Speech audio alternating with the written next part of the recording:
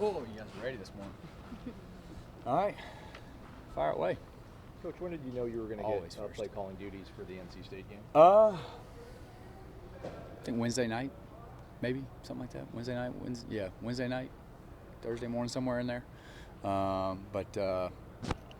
It's not a big. I mean, really, at the end of the day, I mean, it's something that done in the past, done for the last 5-6 years, however many. So, not really a surprise.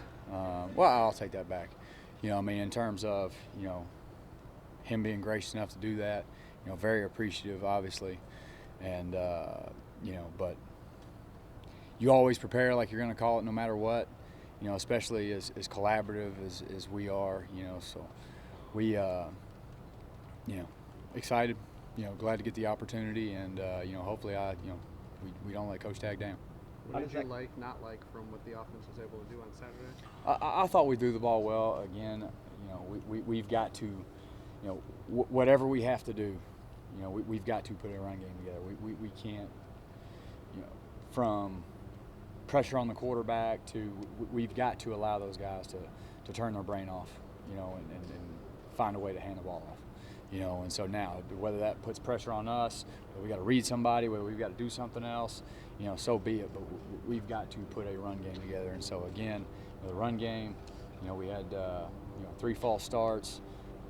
We've got plenty to clean up. On the turnovers, the fumble, that can't happen. The interception that happened, that was good on their part. We had a wide open guy, Dean, dropped out underneath it. So we play call. In terms of the execution of the route, everything was great. We kind of lost that guy in our vision, and we were driving our eyes to our key, and so, sometimes things like that happen. But, we've got to put a run game together.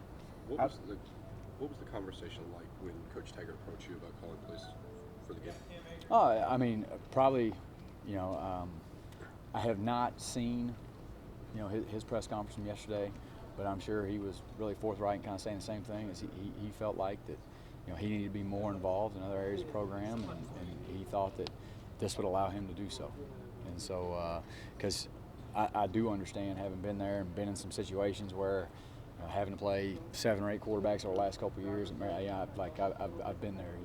I know how much it takes, especially when you don't feel like that you're at an advantage at some point. How hard you work and how you stress over every decision. So I think for him, just the ability to go, in terms of manage the overall program, and so, hopefully I can, live up to what they've done and make sure that he can go do what he feels like he needs to do. How did James do at handling the quarterback responsibilities? I thought James did a really nice job, to be honest with you. I mean, there's probably 2 or 3 plays that he'd like to have back, but that's every game. You're going to have that. I don't think anybody's ever had a quarterback grade out of 100. But I thought he played, really admirably, given the situation, the environment. I thought he pushed the ball around well, did a nice job, for the most part with his decisions, and excited about how well he played. Do you like offense? You've had the 10th worst starting field position in the country. How tough is it to get something going when you're often backed up in your own end zone?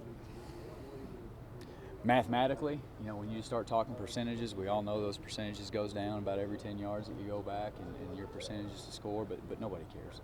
Our job is, to me, I've always looked at it, I hope they give it to us on the 5 or the 3, and it's just 97 and 95 yards as opposed to, 80 or 75. So we got a job to do. We got to go move the football, we got to get first downs, we got to score touchdowns. And whether we start on our 5 or start on our 20, really don't care. So we got a job to do no matter what. Do you like to script your plays, or do you like to take it as it comes, or a little bit of both? A little bit of both. Yeah, absolutely. You kind of, especially situational football, override and kind of feel wheeling and dealing when you're, able to stay above the chains. But early in the game, you kind of have a plan, and part of that plan is to find out how they're going to play you, and then making adjustments from there. I thought those guys at NC State, I thought one of the biggest differences is after they kind of had a rough 2 weeks, and it was interesting to see some of the changes that they made, played a little bit more, man, tried to, really make us push the ball around, which we were able to do at times pretty effectively. But, part of that, when you first start in the game, you're not only trying to call what you feel like gives you a chance, but you're also trying to find out how they're going to play as well. But then after that, you kind of settle in and the things that you know, hey, if this, then this. All right, we know they're playing a bunch of middle field close and man, and so we kind of moved to this section. But I mean, there's a little bit of both there. How's Terry done as far as developing into a complete receiver and doing everything he asks for when the ball comes his way and when it doesn't? Wonderfully, he is really becoming a complete football player. The way he blocks, the way he plays without the ball, the plays that he makes in the air. One of the best post takeoff guys that I've probably been fortunate enough to be around. Just every day becoming better and better. After you went back and watched the film, how did you feel you did as a play caller? You never feel good about it when you lose. You know, you can lose 62 to 60 and you don't feel good about it. You know, our job is to score one more than them. Our job is to be the best offense on the field. And if they score 50, we got to score 51. They score 3, we got to score 4. You know, we didn't get that done, so you don't feel really good about anything that you did. One more for Coach. What do you attribute slow starts to for the offense? It's been a multi-year thing, but it's continued this year. Yeah, you know, I got to stop saying, you know. I mean, come on, guys. All right. We, you know, for us, I think two things have to happen for us. You know, again, and this is going to be something that you're going to hear, you know, not only from us, but probably from everybody associated with the program and in fandom is, you know, we've got to establish a run game. You know, and I think when we can do that and kind of take some pressure off our perimeter players and the quarterback, I think that'll help us early in games. And hopefully we can get that done this week. I think the other thing is just making sure that we are as focused and locked in as we are to start the game as we are when we get into the rhythm of the game. And I think if we can establish some rhythm early, that'll make the back half of the games even better. Perfect. All right, thank you guys. Thanks, Coach.